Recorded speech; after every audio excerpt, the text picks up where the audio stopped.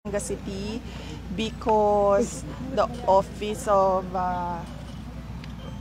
the Vice President planted the target of 1 million trees in 3 years instead of 6 years. No? Yung target namin, dapat matapos siya by end term sa 2028, pero natapos namin siya sa loob ng 3 taon, ang 1 milyong puno.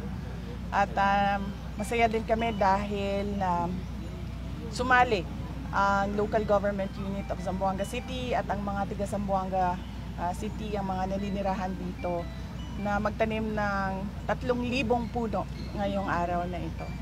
Now that you were able to achieve your 100 million trees for goal po, 1 million rather, sorry, VP. What's next po, VP?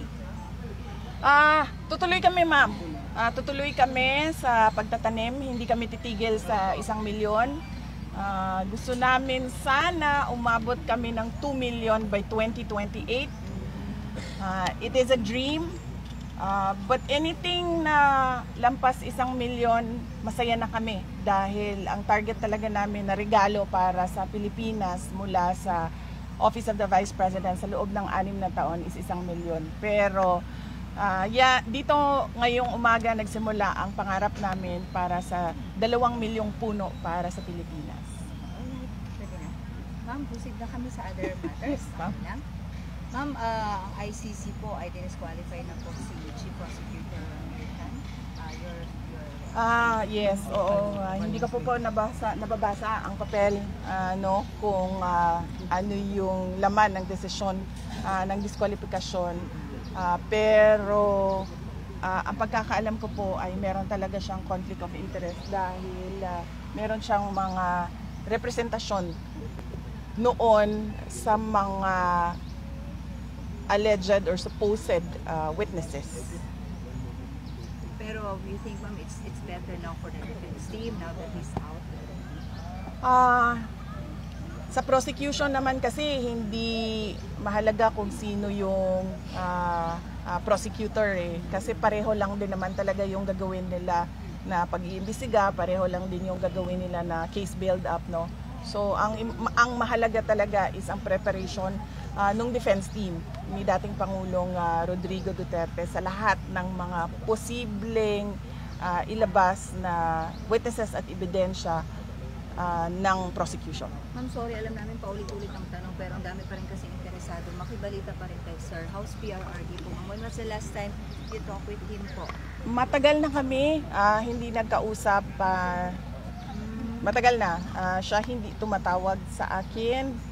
Ang alam ko na ang kausap niya is si Kitty. So si Kitty yung mas may alam kung ano yung nangyayari sa kanya ngayon, at yung nagbibisita sa kanya doon halos araw-araw sa Hague ay yung kapatid niya, si Bong Duterte. Pero may sinasabi si Senator De La Rosa na skin and bones daw sa PRD, is that true?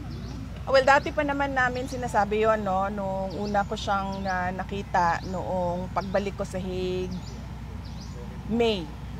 May ko, pangalawa ko siyang nakita na pagbalik ko sa Hague.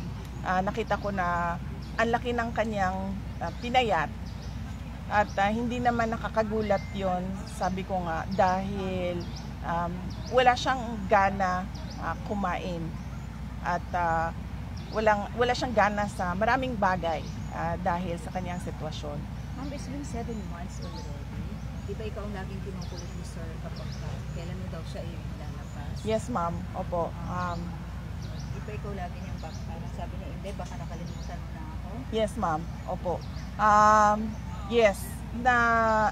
Nasabihan naman na siya ng lawyer kung ano yung ginagawa ng mga lawyers, no?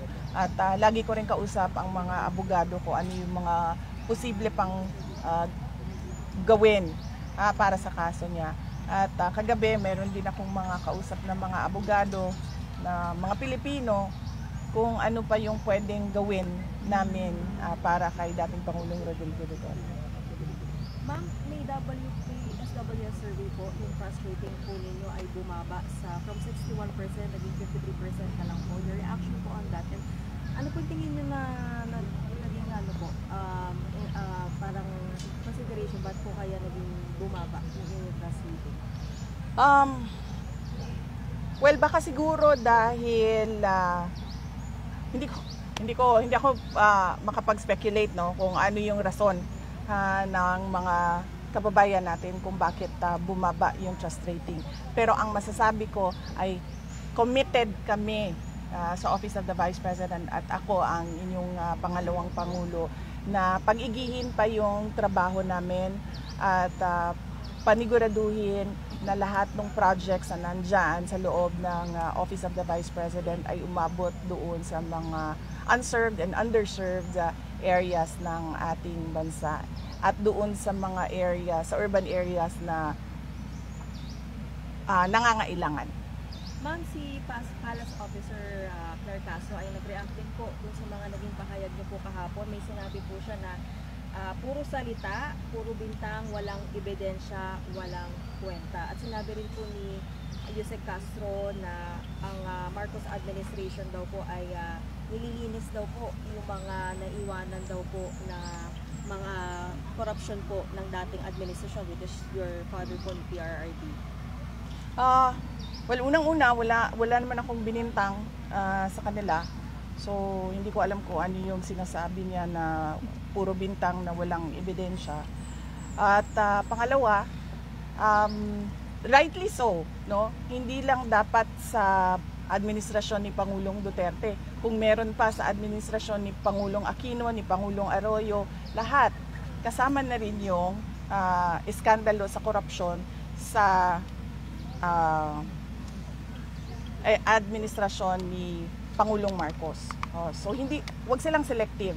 Wag silang Duterte ng Duterte lang. Kasi kung totoong korupsyon ang pinag-uusapan natin, hindi naman kahapon lang ang korupsyon eh. Ngayon lang siya lumaki ng ganito kagrabe na nasira yung ating bansa. Pero yung korupsyon, matagal na nareklamo yan ng bayan. Ma'am, yung nire-reactan po ni Yusek Castro din sa parang puro salita at pambibintang is yung sinabi niyo po kahapon na the Marcos seeks to remain in power. Oo, yes. Hindi pagbibintang yan, may ebidensya yan. Unang-una, yung kanilang failed na, ano yung papapirma nila? Yes. Yung failed na People's Initiative nila sa pagpapa-amenda ng saligang batas. Pangalawa, yung itong Congress na ito, pag upo nila ay sinabi kaagad na priority nila ang charter change, no? At doon sa pag-uusap namin ni dating Pangulo na siya, ni BBM, doon sa pag-uusap namin ni BBM at ni Senator Amy Marcos noong October, na bago siya umalis ng October last year po ito. hindi. Bago siya umalis papuntang Amerika, nagkausap kaming tatlo. Doon sinabi ni BBM na alam niya ang galawan ng charter change. So hindi yan walang ebidensya. Nasa papel yan, yung PI na ang laki ng gastos ng gobyerno, charter change yon. Yung statements ng House of Representatives pag upo nitong 20th Congress na charter change ang prioridad, nasa papel yon. Ma'am, was it in 2023, ma'am? Or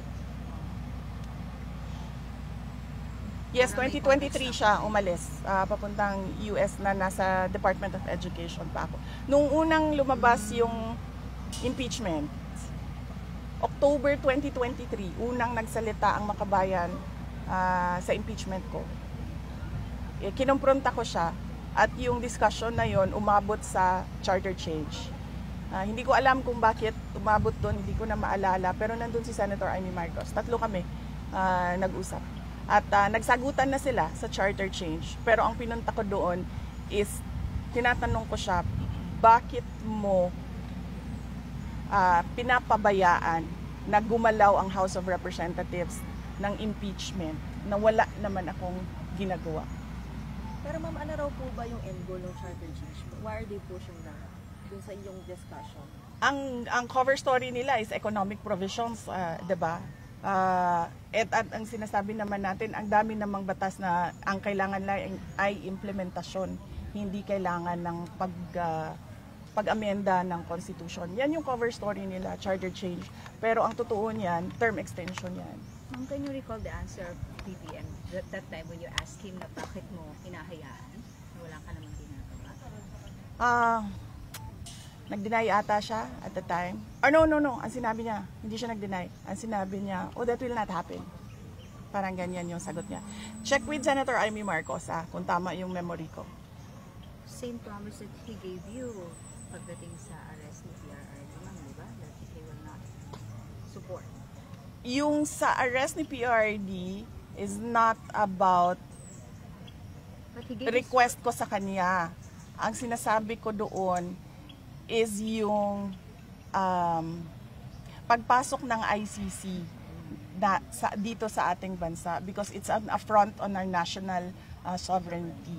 And I questioned that on paper and he answered on paper as well na hindi pa papasukin ang ICC. And I think lumabas na yung papel na yun kasi parang nilift siya sa isang group chat ng mga lawyers. Ma'am, ano po ang tsansa ng defense team na makapanalo sa kaso po ni PRDD po dun sa Hague? Ma'am, hindi ko ma-assess yung chances nila kasi hindi ko nakikita yung lahat ng documents na nasa prosecution. Sila lang kasi ang nakakakita nun, ma'am. Hindi siya pinapakita ng abogado dahil bawal sa kanila yon na ipakita nila. At kapag kasi na-sanction ang abogado or na-disqualify ang abogado, mahirap siya kasi kailangan maghanap ng bagong team. Kumusta po ang moral ni PRD doon sa...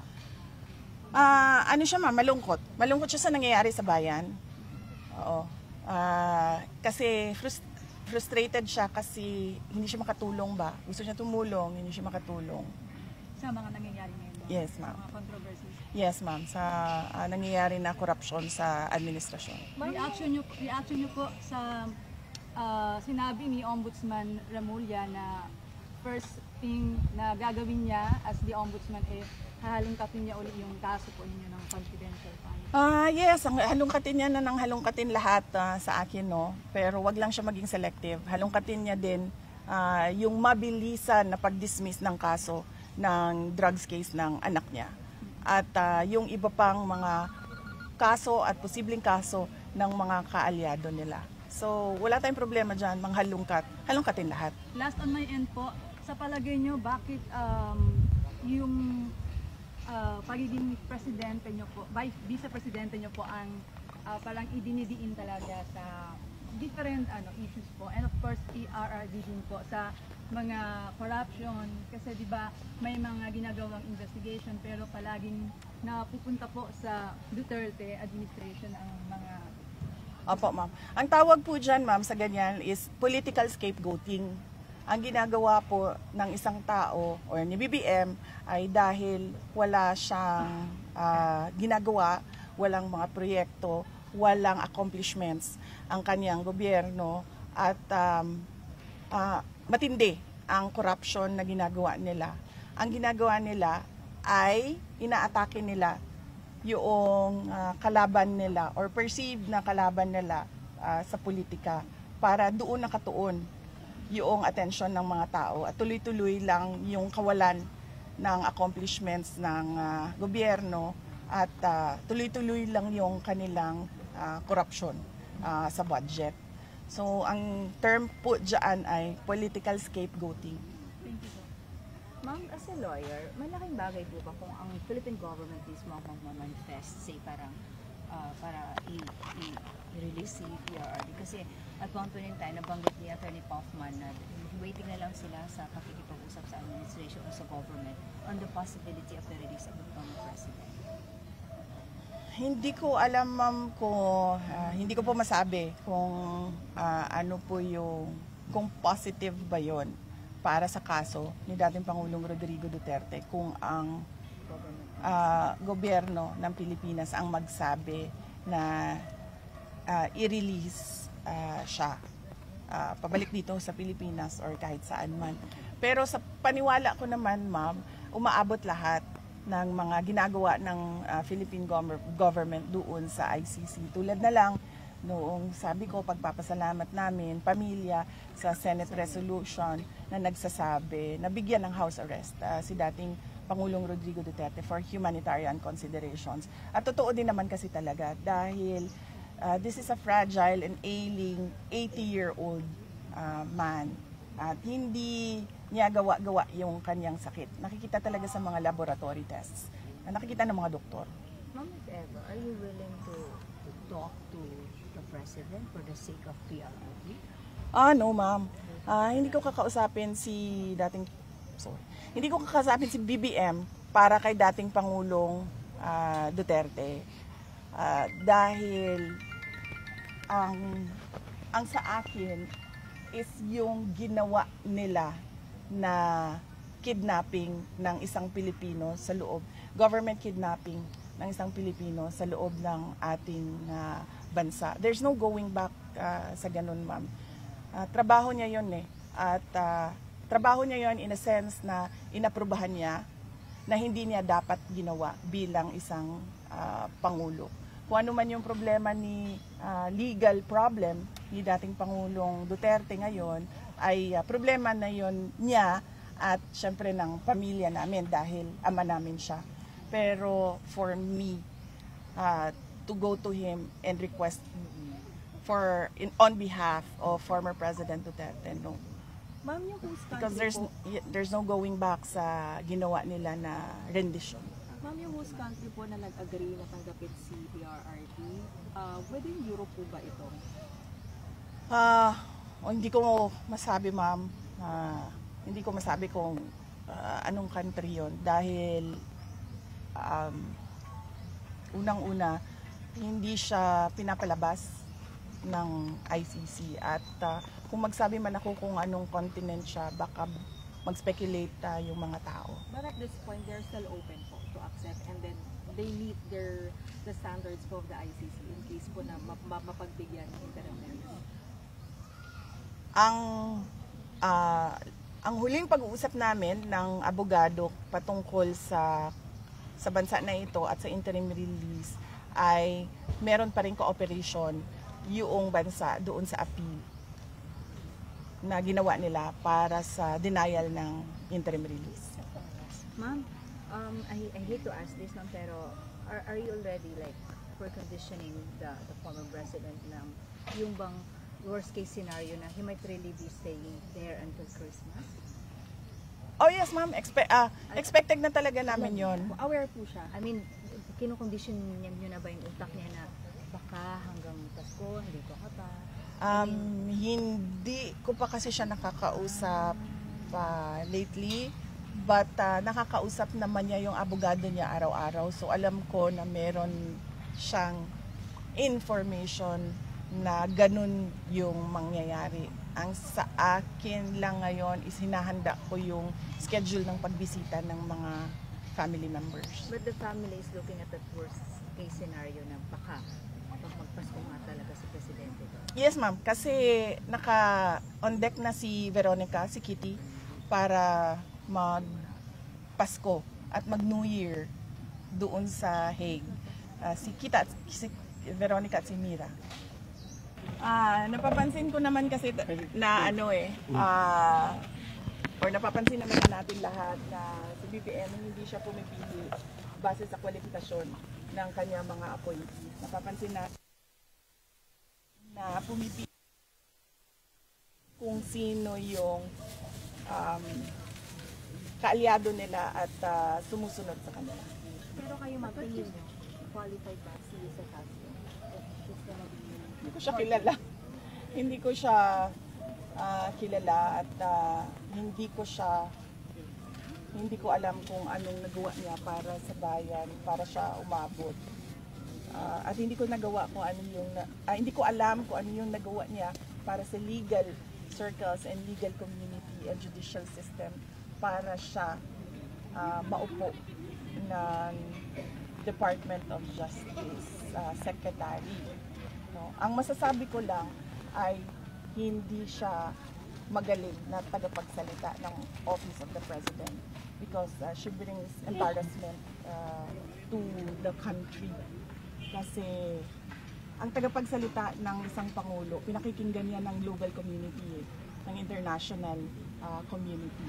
At pag nakikita ng mga kapitbahay natin, yung mga malalayong lugar na ganito magsalita, ang tagapagsalita ng Office of the President, nagdadala yun ng kahihiyan sa bayan. Thank you, thank you.